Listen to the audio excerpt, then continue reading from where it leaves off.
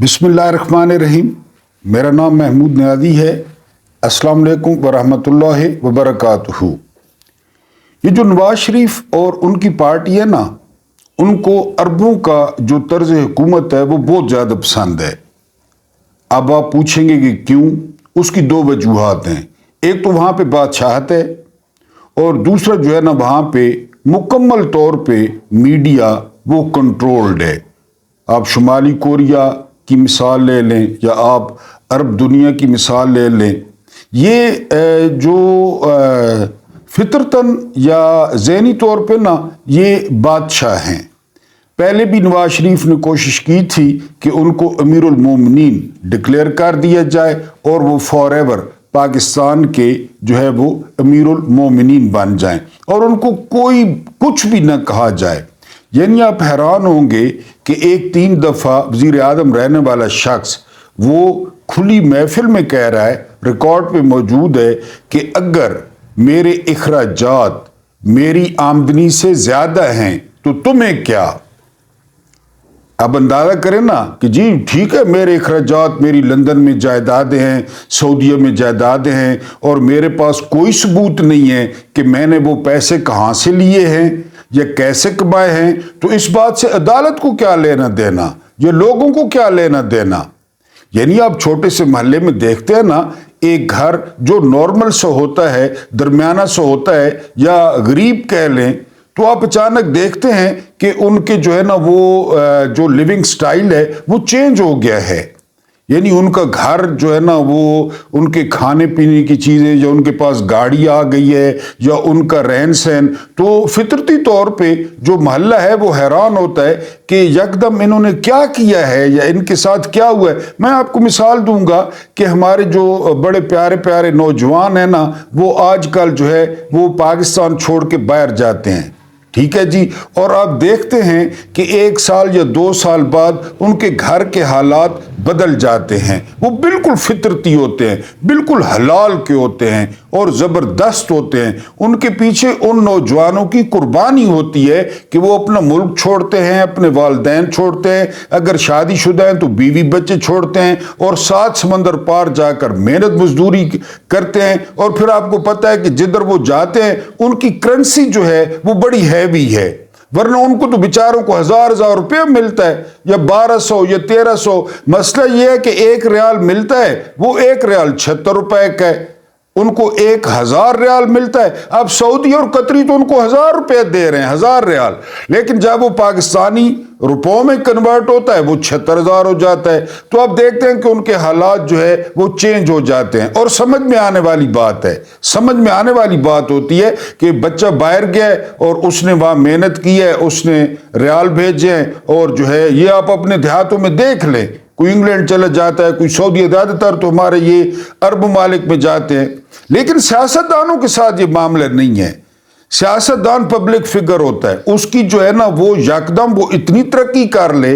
अभी मैं आपको जिस आज नए मुल्क का तारुफ कराऊंगा और उस मुल्क के एक गवर्नर की सूरत हाल बताऊंगा, तो फिर आपने डॉट कनेक्टिंग कर लेनी है कि हुक्मरान की क्या जिम्मेदारियां होती हैं। अब ये क्या करने जा रहे हैं, ये मैंने तमहीद क्यों बांधी? ये मैंने तमहीद इसलिए बांधी कि जो आपका इलेक्ट्रॉनिक मीडिया है या जो आपका नेशनल मीडिया है वो मुकम्मल तौर पे कंट्रोल्ड है, वो मुकम्मल तौर पे सेंसर्ड है। सुबह वाले वीलॉग में भी जिक्र किया था कि जो हम कहें तो भौंको, हम कहें तो काटो, बस यही सिचुएशन चल रही है।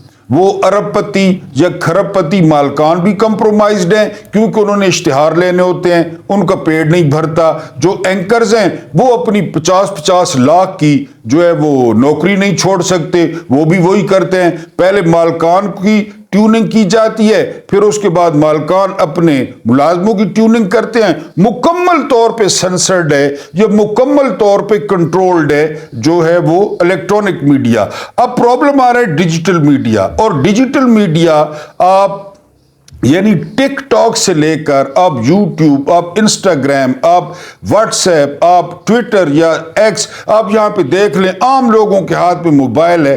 वो छोटी छोटी, आप खाली टिकटॉक देखें ना, वो छोटी छोटी यानी 1 मिनट से कम भी वीडियो बनाकर वो पूरे निज़ाम के कपड़े उतार देते हैं, और कोई फनकार भी नहीं है। गैर मारूफ लोग हैं, देहाती लोग हैं, लेकिन वो इतना खूबसूरत समाजी मसाइल की निशानदेही कर रहे हैं। एक तो टिकटॉक है ना दूसरी किस्म की, वो जो दुबई वाली कालें करती हैं औरतें और पता नहीं क्या क्या। एक आप आम देखें ना टिकटॉक आम, आप हंसेंगे भी सही और आप देखेंगे कि कितने छोटे सारे जो है ना वो वक्त में उन्होंने इतने बड़े समाजी मसले की जो है वो निशानदेही की है। खाली आजकल जो भावल नगर वाक़े पर जो पुलिस को फेंटा पड़ा, उस पे जो टिकटॉक्स बन रही हैं, आप देखें, आप जरूर एंजॉय करेंगे और आप हंसेंगे। अब ये इनके कंट्रोल में नहीं है। अब किस तरह जो है ना एक यानी 6 करोड़ से ज्यादा लोग जो है ना वो इस्तेमाल कर रहे हैं। अब ये 6 करोड़ को पकड़ें, 6 करोड़ को जो है ना वो बंद करें।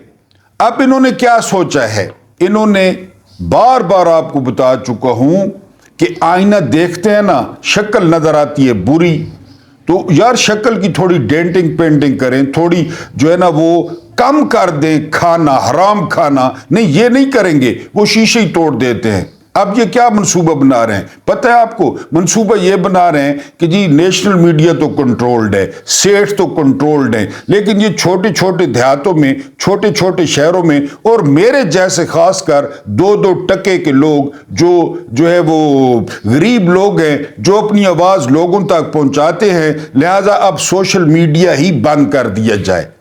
ये मंसूबा इस्लामाबाद में फ्लोट कर रहा है क्योंकि उन्होंने चेक कर लिया, उन्होंने एक्स को चेक कर लिया। पहले रोजाना जो है वो टॉप ट्रेंड होता था। आप याद करें कि इंपोर्टेड हुकूमत नामंजूर, जब ये रजीम चेंज ऑपरेशन हुआ था तो कितने अरसे तक वो टॉप ट्रेंड रहा था, इंपोर्टेड हुकूमत नामंजूर। इन्होंने एक्स बंद कर दिया, इन्होंने टेस्टर लगाया। टेस्टर आप लगाते हैं ना तो टेस्टर करंट चेक करता है, वो अगर उस वहां करंट हो तो टेस्टर की लाइट ऑन हो जाती है। इन्होंने एक्स बंद कर दिया। अदालतें भी आपको पता है, अदालतों ने भी थोड़ा बहुत जो है ना शोर, अदालतें भी चुप कर गई।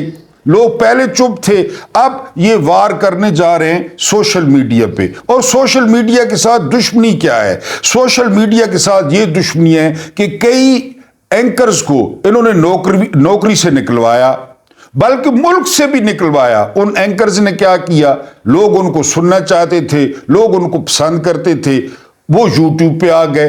अब यूट्यूब पे वो अपना जो है ना वो चैनल से ज्यादा उनकी जो है ना व्यूअरशिप है और वो अपने चैनल्स बना के और उनकी जो रोजी भी थी वो भी सिक्योर हो गई और वो जो है ना उसी तरह है। मसलन मैं आपको मिसाल दूंगा, इमरान रियाज की कोई नौकरी नहीं है, सदीक जान की कोई नौकरी नहीं है, साबिर शाकिर मुल्क से बाहर है, डॉक्टर मुईद पीरजादा मुल्क से बाहर है, वजाहत सईद खान मुल्क से बाहर है। अब ये कई लोग हैं वो अपना यूट्यूब चैनल चला रहे हैं, उनकी रोटी भी चल रही है और उनकी वो जो ठरक है एंकरी वाली वो भी पूरी हो रही है। तो यानी वो अब ये इस पे वार करने जा रहे हैं कि जी वो आवाजें भी दबाई जाएं। क्या होगा? बिल्कुल उसी तरह गंद को आप कारपेट के नीचे वो करते जाएं कि ऊपर तो कारपेट पड़ा है ना, कारपेट के नीचे गंद को डालते जाएं, एक दिन तो कारपेट उठना है। ये तो हो ही नहीं सकता कि कारपेट न उठे।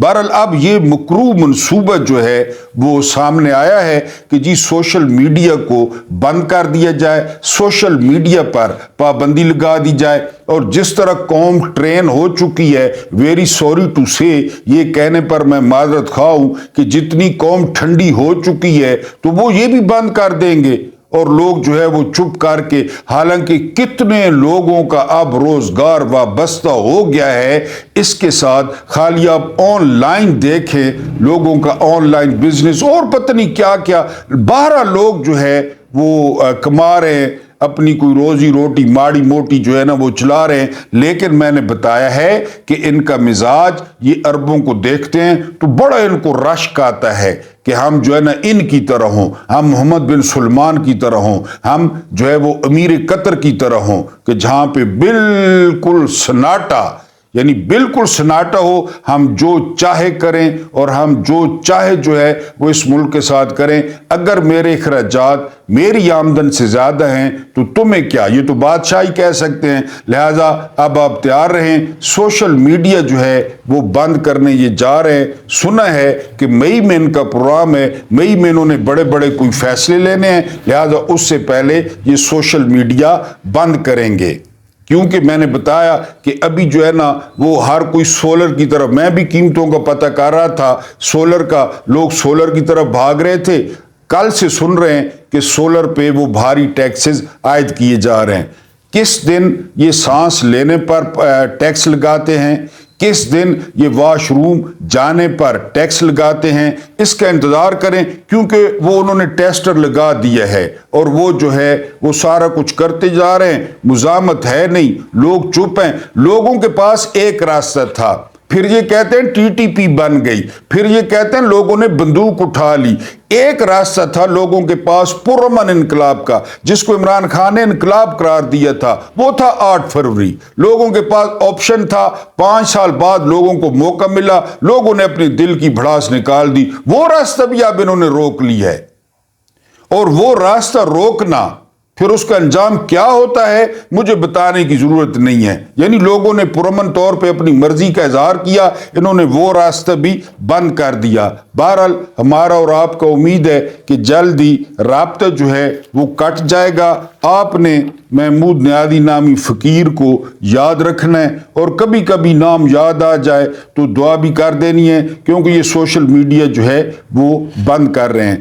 آج آپ کو ایک ایسی خدا کی نگری جو ہے اس کے بارے میں بتانا ہے یا سیر کرانی ہے، جو عرب ہونے کے باوجود اتنا غریب ہے کہ آپ سوچ بھی نہیں سکتے، جہاں پہ 10 سال کی عمر میں جو ہے وہ شادی ہوتی ہے، اور لڑکی چھوٹی ہوتی ہے اور جو مرد ہوتا ہے وہ بڑا ہوتا ہے عمر میں، عمر کی بات کر رہا ہوں، یعنی یہ۔ اس کے علاوہ یہ ایسا بدقسمت ملک ہے کہ اس ملک کو ایران اور سعودیہ نے وہ اپنے درمیان فٹ بال بنا رکھا ہے، یعنی وہاں پہ شیعہ حضرات ہیں ایک طرف سنی جو ہے نا حضرات ہیں، یعنی سنیوں کو سعودیہ سپورٹ کرتا ہے، شیعہ حضرات کو ایران سپورٹ کرتا ہے، اور یہ ملک درمیان میں فٹ بال بنا ہوا ہے۔ انتہائی غریب ملک، اور بالکل سعودیہ کے پڑوس میں ہونے کے باوجود اس کی جو حالت ہے وہ آج آپ کے سامنے رکھ رہی تھی، آپ نے پھر خود جو ہے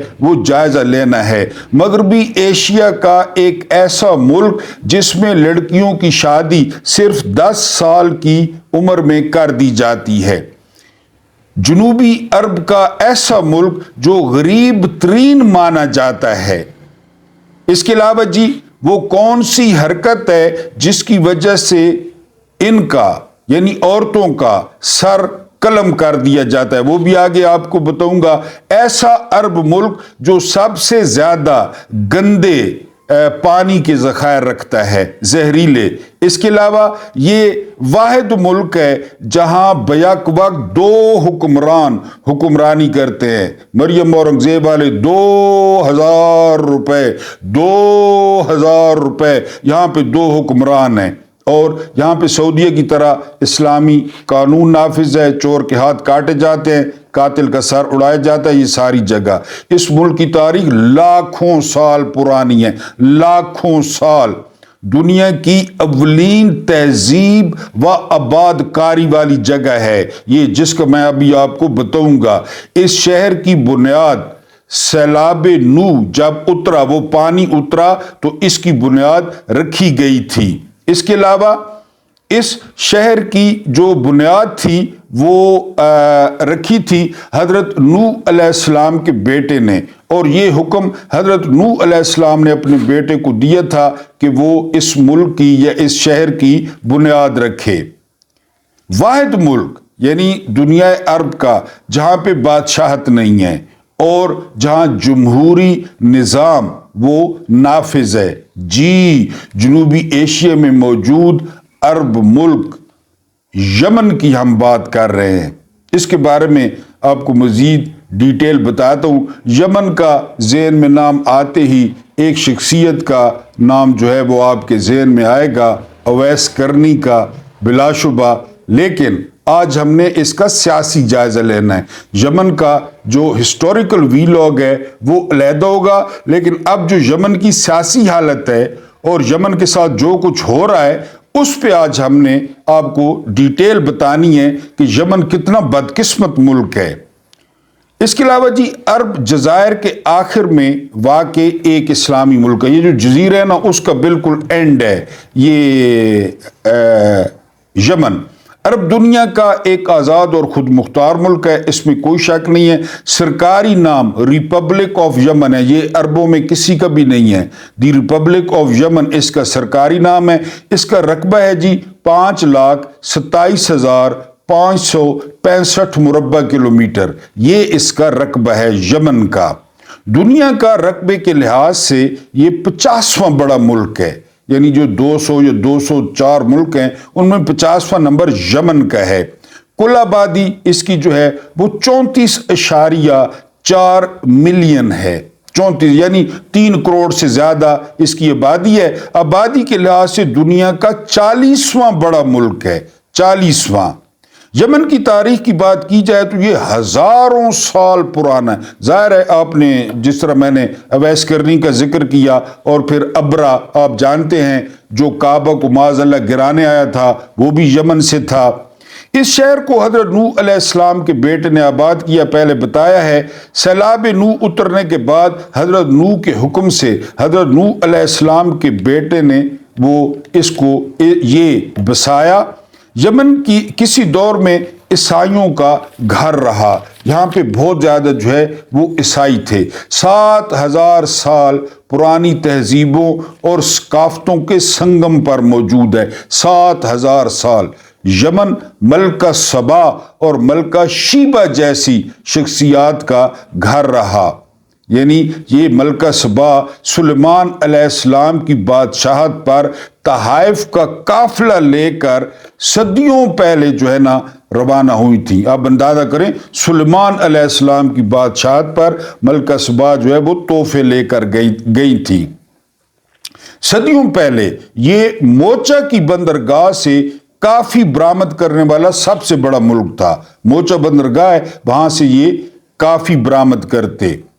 اس کے علاوہ جی رومی اس کو خوشحال عرب کے نام سے پکارتے تھے، یعنی رومیوں نے اس کا نام خوشحال عرب رکھا ہوا تھا۔ لاطینی اور یونانی لوگوں نے یمن کو ہندوستان کا، وہ سمجھتے تھے کہ یہ علیحدہ ملک نہیں ہے، عرب ملک نہیں ہے، یہ ہندوستان ہے، جو فارسیوں کے نام سے پکارا جاتا تھا، یعنی فارسیوں کی زبان سے نکلا تھا۔ عظیم بادشاہوں میں ایک بادشاہ سبا بھی تھی، ابھی میں نے ذکر کیا ہے، جو 12ویں صدی قبل مسیح وجود میں آئی، 12ویں صدی۔ اس وقت جنوبی عرب میں 3 بڑی سلطنتیں قائم ہوئیں۔ اس وقت کون کون سی؟ حضر موت، اس کے بعد قطابان اور اس کے بعد سبا، یہ 3 بڑی سلطنتیں تھیں اس وقت۔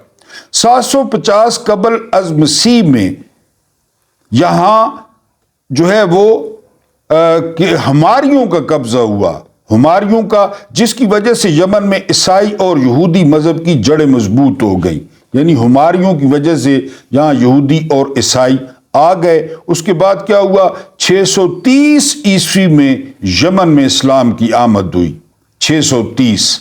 میں نے کل بھی کہا تھا یہ اعجاز ہے حسن آوارگی کا، جہاں بھی گئے داستان چھوڑائے۔ پھر ظاہر ہے جب اسلام آ گیا تو پھر جادو وہ جو سر چڑھ کے بولے۔ اس وقت یمن عرب کا سب سے ترقی یافتہ خطہ تھا جب اسلام آیا۔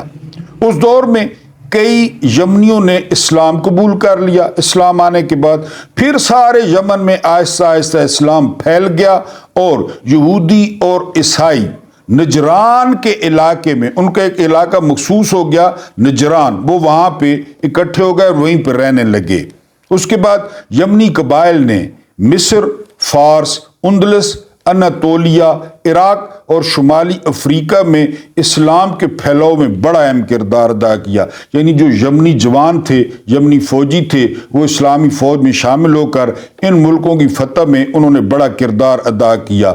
9ویں صدی میں مکمل اسلامی حکومت قائم ہو گئی، 9th سینچری میں، جو 1912 میں ختم ہوئی۔ اور کیوں ختم ہوئی؟ اس کے ساحلی علاقوں پر ترکوں اور مصریوں نے قبضہ کر لیا، یعنی 1912 کے بعد۔ 1948 میں امام یحییٰ کو مار کر ان کے بیٹے احمد तख्त नशीन हुए, यानी बाप को मार दिया और बेटा तख्त नशीन हो गया। 1987 में यमन में तेल की दरियाफ्त हुई। ये वैसे ही है, बिल्कुल बराए नाम, जिस तरह पाकिस्तान है, पाकिस्तान से भी कम है। 1990 में शुमाली और जनूबी यमन के दरमियान मुआहदा हुआ, जिसके तहत दोनों हिस्सों में एक ही निज़ाम को अपनाया गया, दोनों मुल्कों में इत्तेहाद हो गया। ये हुआ जी 1990 में। लेकिन 12 मई 1990 में शुमाली यमन के सदर अली अब्दुल्ला यमन का जमहूरी परचम लेकर दोनों मुल्कों के इत्तेहाद का ऐलान कर दिया। 12 मई 1990 शुमाली यमन और जनूबी यमन एक हो गए। बड़ा मुबारक दिन था। लेकिन फिर क्या हुआ, खड़पैंच आ गए दरमियान में, फौजें मुत्तहिद न हुई कि हमारी खड़पैंची खत्म होगी, फौजें मुत्तहिद न हो सकी, लिहाजा दोनों हिस्सों के हुक्मरान अलहदा अलहदा हो गए। और फिर क्या हुआ, 1994 में अलहदगी का ऐलान कर दिया गया। 92 में इत्तेहाद हुआ, फिर फौजें दरमियान में, और 1994 में शुमाली यमन और जनूबी यमन फिर अलहदा अलहदा हो गए।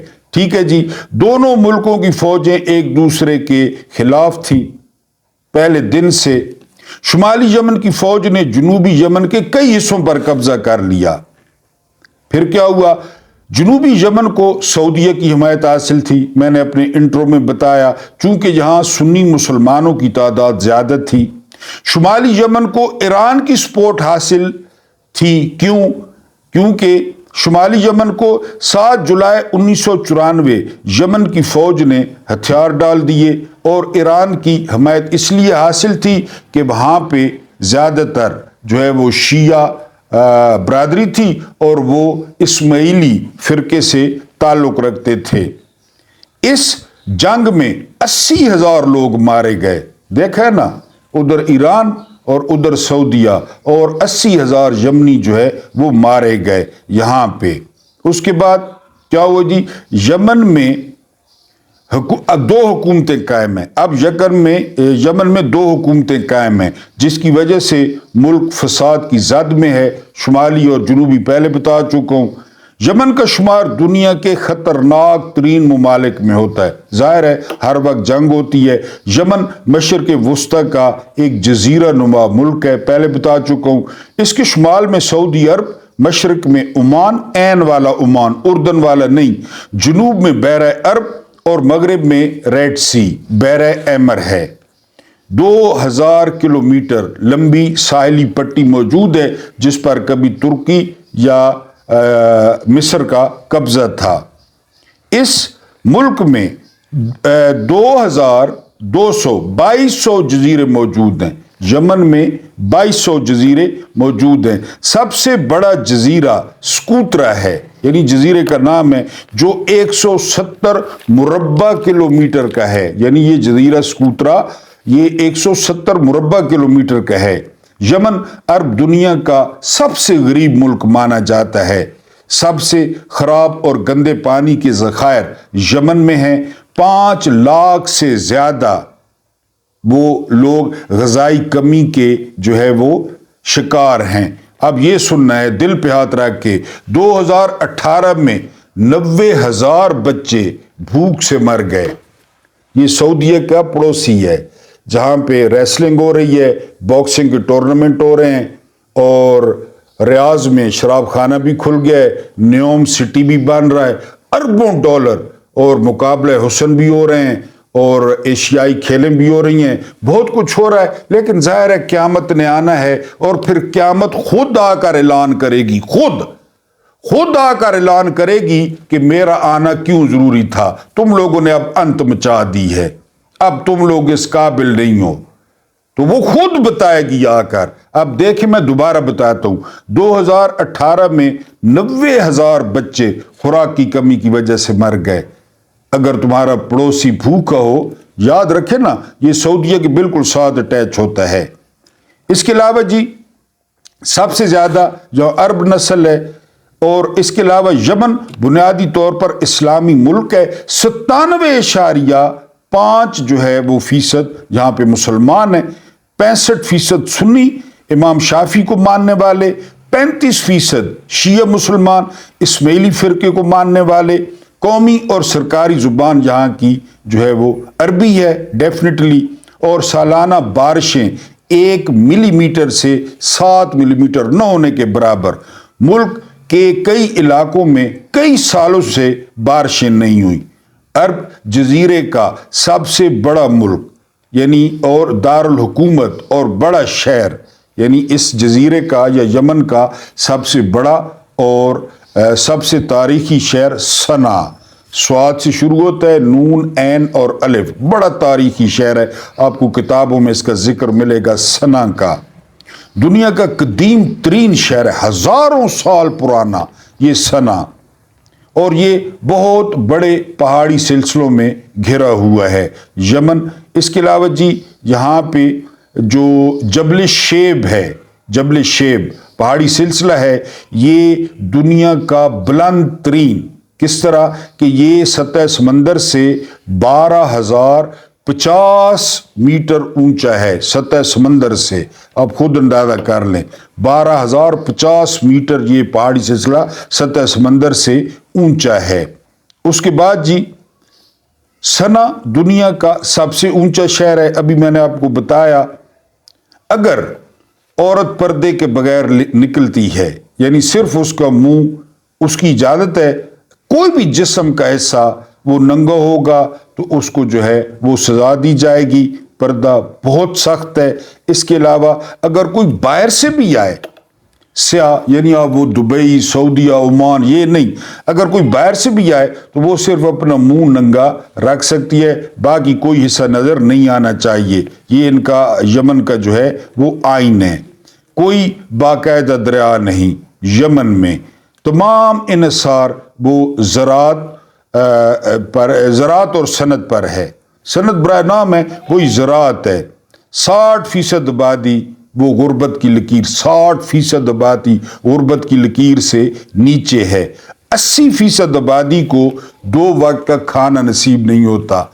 मैंने भी कहा ना कि सऊदीया के पड़ोस में, पर फिर ईरान और सऊदीया अपनी जो प्रॉक्सी है या अपना स्कोर वो यमन के ज़रिए सेटल कर रहे हैं। कभी ईरान जो है वो हौसियों के ज़रिए सऊदीया पे मिसाइल गिरवाता है, कभी सऊदीया बहाना करके तमाम अपने मिसाइल इसराइल के बजाय हौसियों पे दाग देता है। मरे को मारे शाहमदार यमनियों की पहले हालत ये है, 80% लोगों को 2 वक्त की जो रोटी है वो नसीब नहीं होती। और उधर आपको मैंने ईरान और उसका बता दिया है, सऊदीया का। मुझे दोनों मुल्कों से कोई इख्तिलाफ नहीं है कि मैं कहूँ कि मुझे इनमें, लेकिन ये आप मुताला कर लें, यही सूरत हाल है। 22 लाख अफराद बेघर हैं, उनके पास घर नहीं है। कोई फसलों में सोता है, कोई फुटपाथों पे सोता है, कोई रोडों पे सोता है, और इसमें ईरान में इस्लामी हुकूमत की तारीफ़ें करता है और इधर जो है वो मोहम्मद बिन सुलेमान की तारीफ़ें करता है कि आप लोग बड़े मेहरबान हैं। उसके बाद जी ये मैंने आपको बताया कि 22 लाख अफराद बेघर हैं। उसके बाद जी 50% जो आबादी है वो ज़राअत, छोटी छोटी फसलें और सब्जियां। और फसलों में क्या है, गंदम है, कपास है, दालें हैं, बकरियां हैं, ऊंट हैं और सब्जियां हैं। ये चीज़ें जो है ये लोग करते हैं। अब आप यहाँ से खुद अंदाज़ा कर लें कि यहाँ से वो कितना कमाते होंगे और क्या कमाते होंगे। बहरहाल इनकी जो शादी होती है, आप दूसरी तरफ आते हैं, यमन में शादी 21 दिनों की होती है। यानी एक दिन, पहले दिन से ले 1 तारीख को अगर शादी शुरू हुई है तो वो ख़त्म होगी वो 21 तारीख को। लेकिन ये बता दूं कि इसमें कोई आप कहें कि खर्चा या जिस तरह दूसरे मुल्कों की हमने शादियां पढ़ी, नहीं, इनकी बस सकाफत है कि वो 21 दिन माहौल रहता है और जो कुछ इनके बस में होता है, जो कुछ इनको अल्लाह ने दिया हुआ होता है, उसी के ज़रिए ये सारा कुछ करते हैं। लड़की छोटी उम्र की होती है और जो मर्द है वो बड़ी उम्र को होता है। एक बहुत बड़ा स्कैंडल बना था, एक 8 साल की लड़की जो है यहाँ पे ब्याह दी गई थी एक 40 साल के मर्द के साथ। दूसरे दिन उस लड़की का इंतकाल हो गया था और फिर पूरी दुनिया में शदीद मुज़ाहमत आई थी। ये बात अक़वाम मुत्तहिदा तक पहुंची थी यमन की। फिर उसके बाद अब थोड़ा ख्याल, लेकिन फिर भी 10 साल की उम्र में, 12 साल की उम्र में अभी भी वहाँ पे रिवाज है कि लड़कियों की शादी कर दी जाती है। और तहजीब यही है, रिवाज यही है कि मर्द बड़ी उम्र का हो और लड़की छोटी उम्र की हो। ये यमनियों का वो है। दूसरे अरबों की तरह जो पसंदीदा खेल है खेला जाता है और देखा जाता है वो फुटबॉल है। इसके अलावा यहाँ पे घुड़दौड़ होती है और यहाँ पे ऊंट की रेस होती है। निज़ाम तालीम न होने के बराबर है, बिल्कुल जो है निज़ाम तालीम नहीं है। इसलिए 50% लोग अनपढ़ हैं।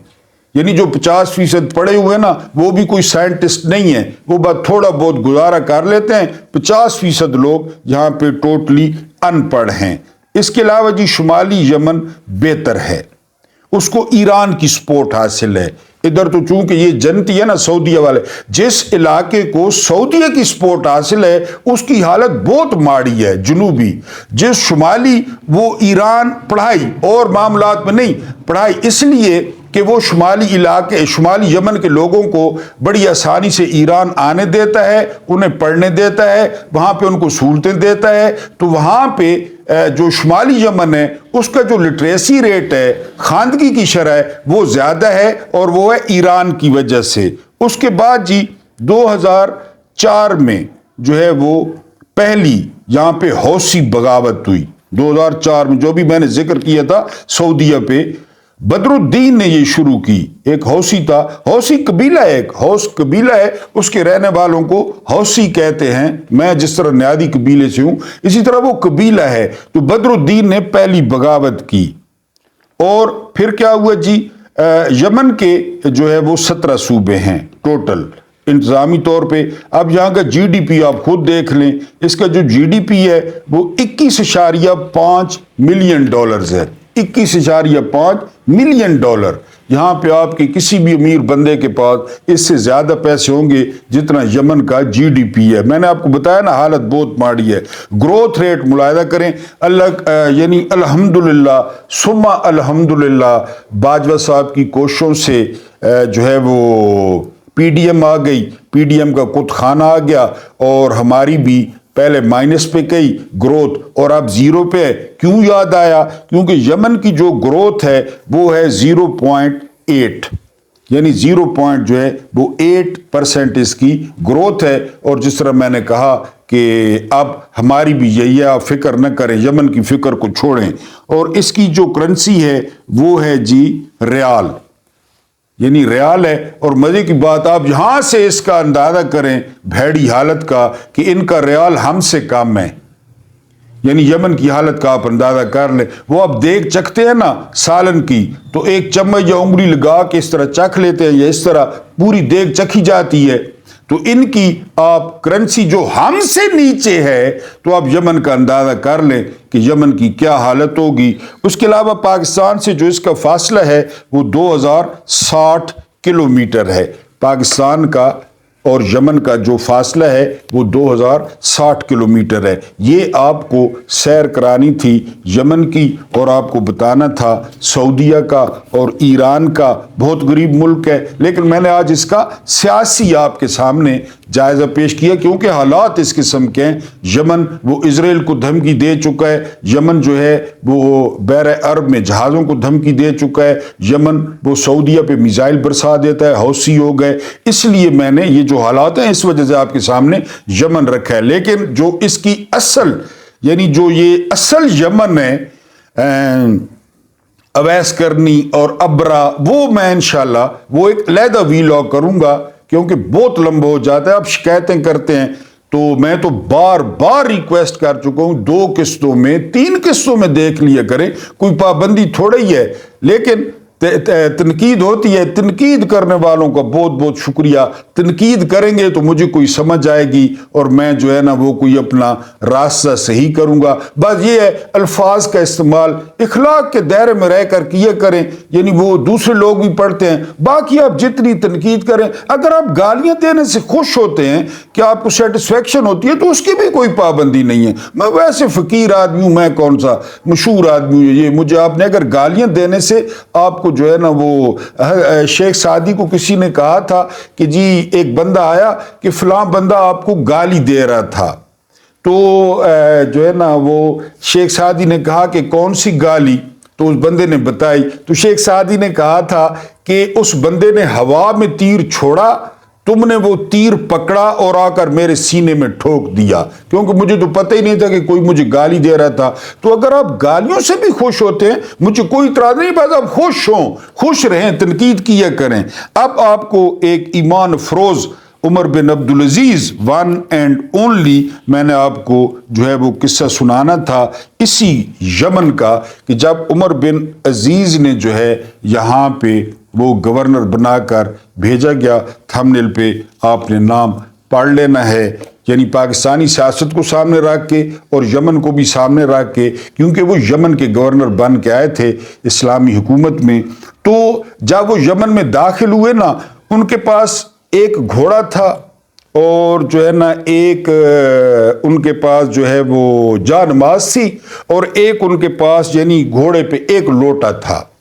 यमन के लोग इस्तकबाल के लिए आए, उस वक्त बड़ी खुशहाली थी, उमर बिन अब्दुल अजीज का दौर था, तो सारे लोग इस्तकबाल के लिए आए। गवर्नर साहब आए हैं जो है ना दमिश्क से, तो उन्होंने कहा था कि ये लोगों देख लो, ये घोड़ा चेक कर लो, ये जानमाज देख लो और ये लोटा देख लो, यानी मैं और मेरे साथ मेरा घोड़ा 2, मेरे साथ मेरी जाय नमाज 3, मेरे साथ मेरा लोटा 4, हम 4 लोग जो है वो यमन में आए हैं, सना में आए हैं। अगर कोई 5वीं चीज हुई मेरे यहां से जाते हुए तो मैं चोर हूं, अगर 5वीं चीज हुई तो फिर मैं चोर हूं। और कहते हैं कि 20 साल बाद जब वो गवर्नर वहां से गए, घोड़ा चेंज हो गया था, जाहिर है 20 साल, जानमाज भी चेंज हो गई थी, लोटा भी चेंज हो गया था, थे वही 4, गवर्नर, लोटा और जायनमाज और घोड़ा। लोगों ने कहा जी कि हम राजी हैं, आप चोर नहीं हैं, मेरे इखराजात मेरी आमदनी से ज्यादा हैं तो तुम्हें क्या। लेकिन उस वक्त हम दुनिया पे हुक्मरानी कर रहे थे जब वो गवर्नर थे कि अगर इससे ज्यादा कुछ हुआ तो फिर मैं चोर हूं। अल्लाह पाक आप लोगों को आसानियां अता फरमाए, आसानियां बांटने की तौफीक अता फरमाए। वही आपसे रिक्वेस्ट है, share, like, subscribe and comments, और मुझे बर्दाश्त करने का बहुत बहुत शुक्रिया।